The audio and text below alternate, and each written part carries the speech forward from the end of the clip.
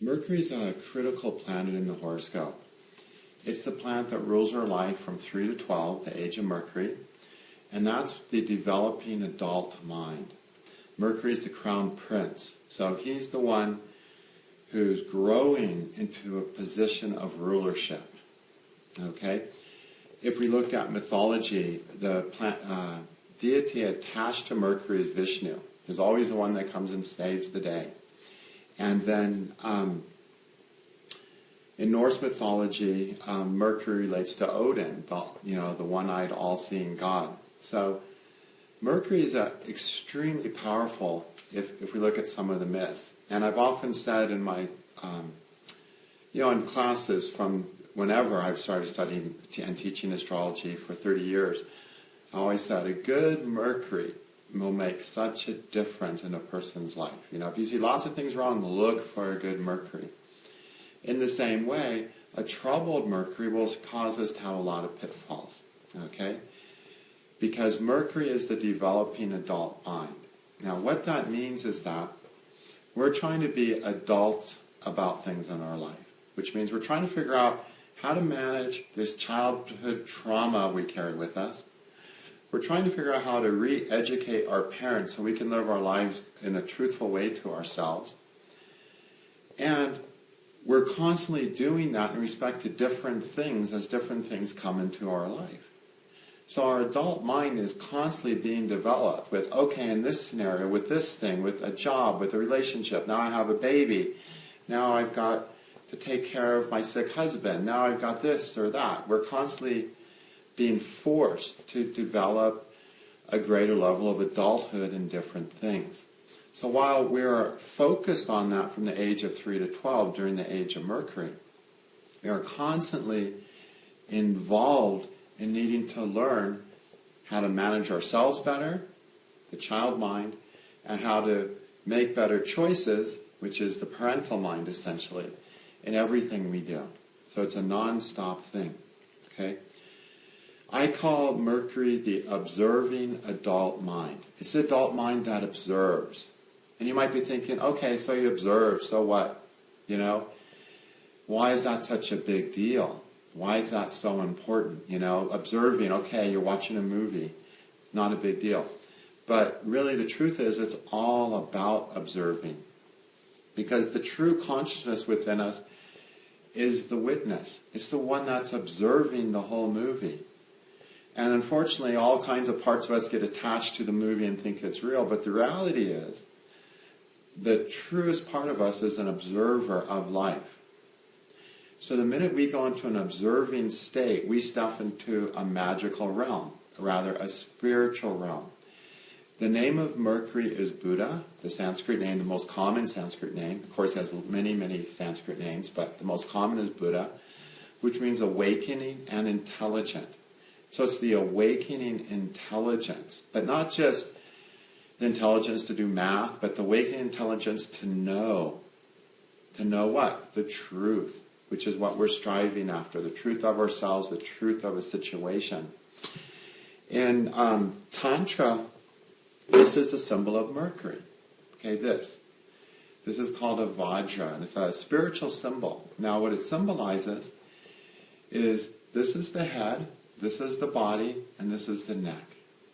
Okay? So imagine it. Head, body, neck. This is the Mercury chakra. This is Mercury here. Okay? And the energy of the body needs to communicate and work with the energy of the mind, and the energy of the mind needs to work with, communicate the energy of the body. Mercury's what lets that happen. Okay? Mercury's the critical junction here where that everything flows through. So Mercury basically is the planet that lets you connect your mind to your body. You can't do anything well just using your mind, and you can't do anything well just using your body. Okay, so for instance, I've used martial arts as an example. If I'm just going to use my body to fight, well, you'll see people, they find themselves in the street fight, and they're fighting like this. They're just all these crazy motions. It's like funny, ineffective, and it's just going to get them killed. That's what happens when you just use your body to fight. Now, if you use your mind to fight, you study all the martial arts moves, and then something happens, somebody punches at you, you go, okay, they're punching from the right. When somebody punches from the right, I got to move this way, smack, and you get hit in the face. Because your mind cannot figure out what to do fast enough when someone's punching you. You have a fraction of a second to do the right thing. And your mind can't figure that out. So you lose. Okay?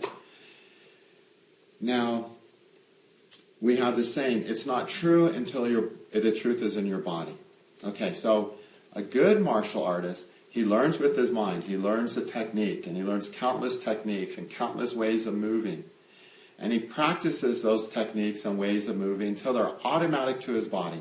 Until his body just does it. All on its own without any thought. So he's used his mind to teach his body how to move. Okay? Then, the moment he's in a threatening situation and something comes at him, someone throws a punch, someone pulls a gun, his mind observes through the senses, because Mercury rules also the coverings of the body, which is where all the senses are. Mercury rules all your senses, your smell, your eyes, your hearing, your touch. So you feel someone touch you a certain way, you feel someone look at you a certain way, you see a fist moving towards you, you see someone pulling a gun, you hear a noise behind you. All these things are coming from the Mercury into the mind, and the body responds automatically and does the right thing to save yourself. That's a good martial artist. Okay? In all things in our life, that's what it comes down to. It comes about using our minds and doing the thing over and over and over again until it's in our bodies. And now we do it automatically. So, you want to learn astrology? You learn the technique? Great. Now it's in your mind. It's useless. Now you go to look at a chart, and you go, okay, I got these 20 techniques I'm going to use on this chart. Let me step through these 20 techniques and look at this chart, and then the client comes in and you're paralyzed and frozen, you don't know what to say. Because none of those techniques are in your body. Okay? There's no automatic response to anything. It's like, okay, Mercury's here, aspected by Jupiter, and you read Mercury aspect by Jupiter equals this. Okay, got it. No, that will never work. You'll never do good readings then. What you have to do, you have to learn the technique. Try it on a chart. Try it on a chart. Yes, look through the book, try it on a chart. Oh, I see that. Look on a book, try the chart. Look on a book, try it on charts. Try. Do it a lot of charts. Practice your Kung Fu astrology moves on tons of charts. The same way that a martial artist practices his moves on a dojo teammate 1,000 times before his body does it automatically. And now, when you see that thing, the knowledge just pops out of you. Your brain doesn't have to say, okay, Mercury's in this sign, aspect of this, what does that mean? You just see it, your Mercury just sees it, and boom, it pops out of you. The same way the martial artist hears that sound and just moves. Okay? So to do anything well, we use our mind to train our instinct, our body, that the natural it's just going to come out of us. It comes out of our bodies. And now we're living properly. Now we're doing something well. Okay? So this starts with observation. See, when we observe anything in our lives, we observe a baby, we observe a person, we just take a step back, drop everything and just look, just observe. Then things start coming together for us. Things start making sense. Truths start emerging. Consciousness starts working. Okay? And we can step into a magical place of solutions. But if we show up with ideas and concepts and prejudices and needs, we can't observe. Then all we can do is wish, long, desire, hate, judge, no observation taking place.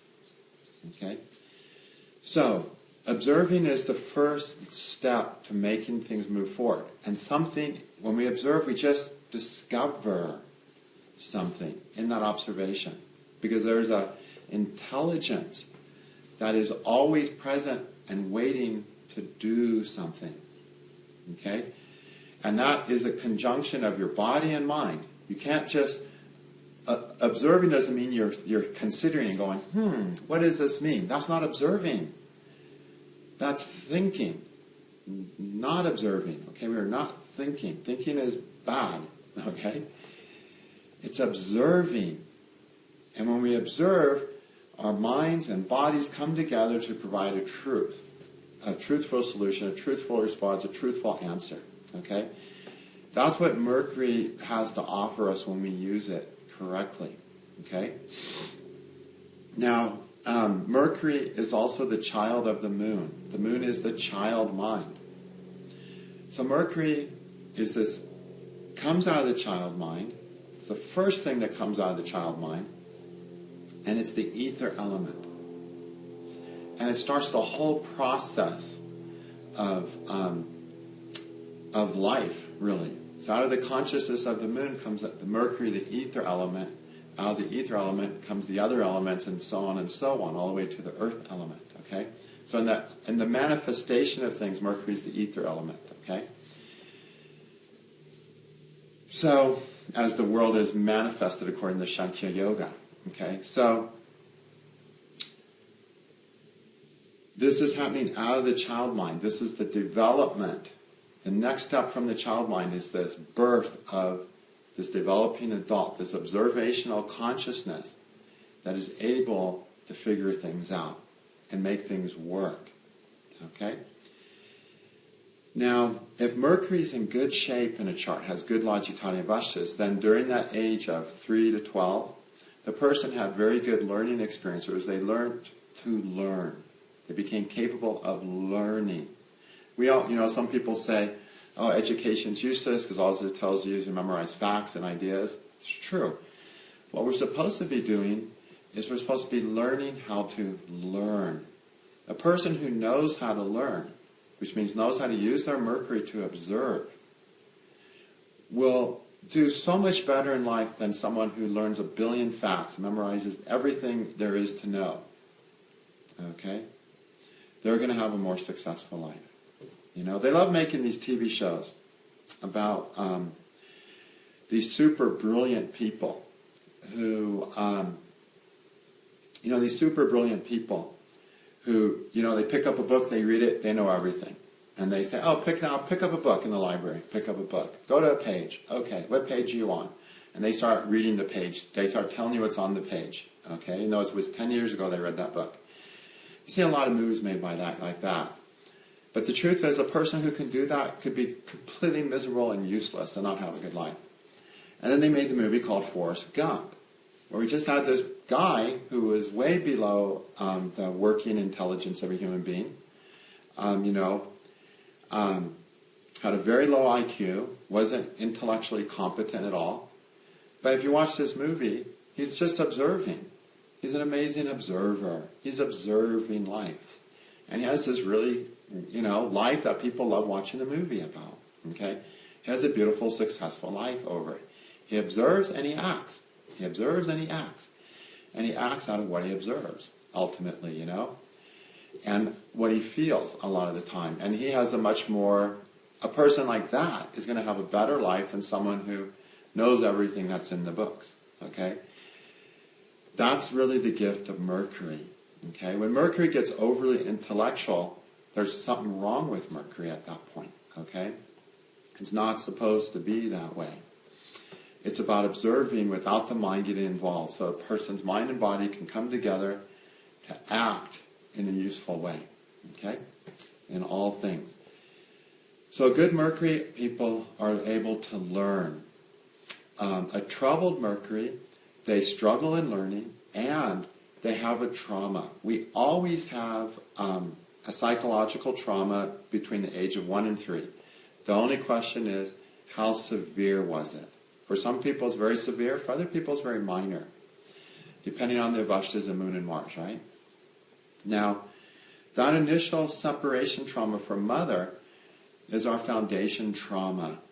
And one day, it's going to get upset. It's going to get triggered. So, our conscious is holding the wall up against that trauma and trying to live with that trauma. And one day, an experience happens that causes that wall to fall down. If Mercury's in bad shape, that wall is going to come tumbling down in the age of Mercury, between the age of 3 and 12. That's a very hard time for it to come tumbling down, because that's the time when a person's a developing adult. And they want to develop adulthood completely before that wall comes tumbling down. If the wall comes tumbling down before the age of 12, during the Mercury age, okay, then the person is more fragile after that. Okay? Because remember, after the wall comes tumbling down the first time, then we hold it back up. But then it's always more ready to come tumbling down. Okay? And go into that emotional, psychotic experience of being the scared, fearful, panicked, frightened, helpless child state, right? Okay? So if there's problems with Mercury, then a person had a trauma in the age of 3 and 12 that caused that wall to come down early. So they're going to be more fragile. Okay? So the minute we get afflicted moon or afflicted Mars, we have an element of psychosis in a person, which means they can get triggered back to a pre-adult state, a child mind state, and things can feel like that.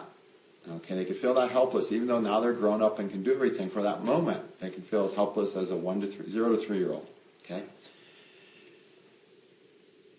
and if Mercury's in bad shape, there is a trauma that makes it easier for them, the person, to be more fragile, to fall back into that childhood state. Okay, so we have to study Mercury as well to see how easy it is for a person to get tripped up and get triggered back into that childhood state. Okay. Now, if that's the case, they have to heal the trauma that came up during the Mercury state, and then they can go back and heal the trauma that happened during the age of Mars or age of Moon. And we actually have to heal these traumas in the reverse order. So, if you got all three of Moon, Mars, and Mercury with bad logitati, start with Mercury, then go to Mars, and then go to Moon. You can't start at the Moon. You got to start on the most immediate layer, okay, the newest layer. So, if you're looking at charts and you see trouble in their Mercuries, you want to really focus on that Mercury. You really want to focus on what happened during this age, what happened with your Mercury, and may have them get some therapy, find a way to heal that, give them affirmations, whatever they need to do to try to heal that thing that happened on the Mercury level during the age of Mercury. Then they can go to the next one. Now, the normal time for all this to happen, for the wall to come tumbling down for the first time, is during the age of Venus, between 12 and 20. Usually a person has their first breakup that causes them to feel very unloved and triggered back into that child trauma state. Okay, for a little while. And it's normal to happen during the Venus age. But at that point, the developing adult has developed. Mercury's developed. Okay? Venus can handle that much more better. A good Venus handles that so well, doesn't even hardly matter. A bad Venus doesn't handle it as well. But it can handle it more now. You know, Venus rules the Shadamsha Varga, which is the suspension on your car. Okay? It's the comfort or uncomfort from riding in vehicles. How big the bumps feel. How bumpy the road feels. How painful the journey of life feels, ultimately. So, when those things happen in Venus, we have our suspension system. Everyone's suspension system is better or worse than other people's, but at least you have your suspension system. If you get a bad event and the wall comes falling down in the age of Venus, okay? But in the age of Mercury, you don't have a suspension system yet. So you're riding down this in a car where there's no suspension, no tires, just steel rims, no suspension, and you're just not even sitting on a chair. There's nothing there to buffer a person yet. There's not enough of an adult mind there to buffer the experience into a more realistic experience. And whereas in the Venus age, there's enough of an adult mind there to buffer the experience. So it's not as traumatic if the wall comes tumbling down in the Venus age versus the normal time for it to come down. It'll still cause a person to make some shifts, and it'll still cause them to be more sensitive to that trauma, but it's not going to cause them to be an overly sensitive person. If it happens in the Mercury age, a person is now an overly sensitive person, which means they can get triggered into that state with extremely little provocation. What happens in the Venus age, yeah, you can get triggered back, but it's going to take much more serious provocation, more real provocation. When the Mercury age, the slightest thing can provocate this trauma response of going back to that child mind state, feeling helpless, lonely, panicky, scared, unloved, etc. Okay? So we have to study and work with Mercury very carefully. And if there's anything wrong with it, we need to really focus on healing it. Okay? And the most important thing we have to remember is to step back and observe. Okay? Step back and let everything go and just observe. Get ourselves into this observational space. It's interesting. People are interesting beings because we're very mixed. So say a person can have a good Mercury, but a terrible Gemini and Virgo. Okay, say they can have Mars in Gemini or Virgo. So Mars is starved there. So Mercury, signs are not doing great somehow. But then maybe they have a Mercury-Venus conjunction, let's say in Leo, where the Sun is delighting Mercury and Venus delighting Mercury, and they got this fantastic Mercury, And when you see someone with these contrasts, or they have a bad Mercury, a troubled Mercury, but a delighted planet in the sign of Mercury, so Venus or the Moon in the sign of Mercury where it's delighted. So they have good Mercury sign, but maybe their Mercury is not that good.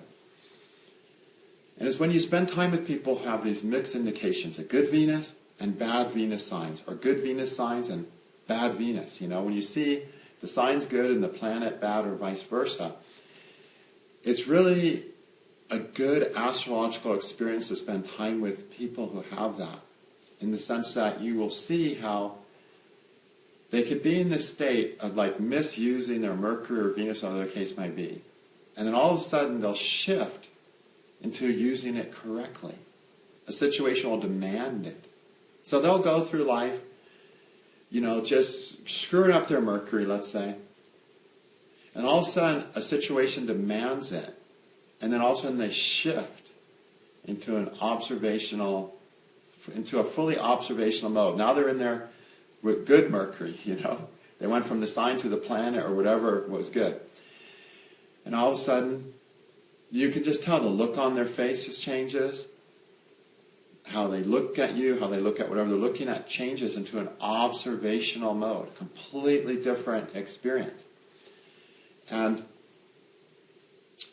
it's when I spend time with people that have very good planet with very bad signs, or vice versa, that I've just been able to sit there and go, okay, here comes the good planet. Oh, here comes the shitty version of that planet. And to see the planet work great and terribly in another person is a really, really good way to understand these states, And a lot of people, a lot of us have this. Okay, a lot of us have this kind of dichotomy inside of ourselves, where we have a good planet but bad signs or vice versa. So as always, look at the signs of Mercury. I have one person with a friend of mine. He has an exalted, fantastic Mercury. Okay? And he has starved in a sign of Mercury, Jupiter. Okay? So looking at his chart right away, I said, okay, what was the trauma that happened between the age of 3 and 12? Sure, you got an exalted Mercury, but you got a star sign in the sign of Mercury. You had to have a significant trauma for that. And he says, yes, this is the thing that happened, and yes, the thing that happened related to the planet Jupiter. Okay? So always remember the signs. And if you can, and if you watch people who've got the planet good or the sign bad, one or the other, you'll find one of them is not better than the other. So a good sign isn't better than a good planet or worse. Okay? It happens according to need. When the person is allowed to get by using their bad planet or their bad sign, they're going to do it. But when they have no choice but to rise to the occasion of the good planet or the good sign, whatever the case may be, then they'll rise to the occasion of that. Okay? So it more depends on circumstances that determine what planet a person is going to use. And there's something really important to understand in that, and that is that it's good for people to be in difficult situations because it helps them, it forces them to access the good side of their planet. Okay? If we always put a person in a good situation, then we're enabling them to always use the bad side of a planet or sign, whatever the case might be. So it's better to not enable people and trust that they have something on this planet, enough delight or enough delight in a sign, that when they really need to, they're going to rise to the occasion and feel good about themselves because they're going to act in a way that can cause a person to feel good. Okay? Instead of enabling people, which is essentially never giving them an opportunity to use the working part of their planet. Because it's a lot easier to have other people do things for us, right? It's a lot easier to have everyone else do everything for us than it is to rise to the occasion of using a part of our planet that we're not in the habit of, because we're also in the habit of using it in a difficult way. And it's always easier to use something in a negligent way than it is in a difficult way, meaning in a rise to the occasion. It takes an effort, and it takes a belief in oneself. And that's why we have to go looking at core avashtas of the lights, the moon and sun. Because those have to do with our inherent sense of belief in ourselves. If we have an inherent sense of belief in ourselves by good moon and sun avashtas, then a person that gives them the energy to rise to the occasion of the good parts of their other planets. Their good avashtas, and use that. If a person has trash moon and trash sun, they don't have the sense of self and faith in themselves that things can work out for them to rise to the occasion of their better avashtas. And so they're more likely, when a planet's got a mix of avashtas, it's very easy for them to just go with the negligent aspect, the bad avashta. Okay? So as always, you always need to study the entire chart. Okay? But Mercury is important. A good Mercury is what helps a person observe, understand, and out of that observing, simply understand the right thing to do. See, you don't need a teacher if you've got a good Mercury. You don't need to be told what to do if you have a good Mercury. By observing, you'll find the right thing to do. Because all the teacher can do is tell you things. But through observing, you can, through observing, you're learning what to do. Observing is what gives you the capacity to learn what to do. So it's not what you know that matters, it's if you know how to think. And that's what a Mercury gives. It teaches a person, it makes a person know how to think. Not what to think, but how to think. How to observe. How to learn through observing. How to feel the truth manifest as an action from that observation. Or from that observation for words to manifest that are truthful. Or without that observation, those words would not happen. Okay?